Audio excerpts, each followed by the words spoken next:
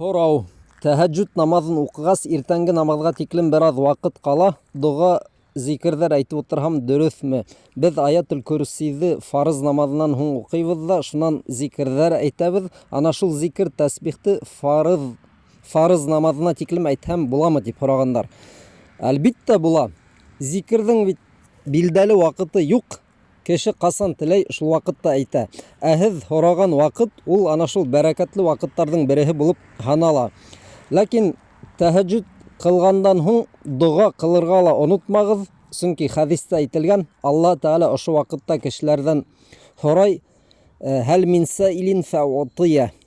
Берәй нимә һораусы бармы? Мин уға бирәйем һораған нәмәне, ти Алла Тәғәлә. Ана шул ваҡытта күберәк доғалар ҡылып, үҙегеҙҙең хәжәттәрегеҙ ҡылынһын өсөн, ниндәйҙер мәсьәләләрегеҙ хәл ителһен өсөн доғала ҡылығыҙ.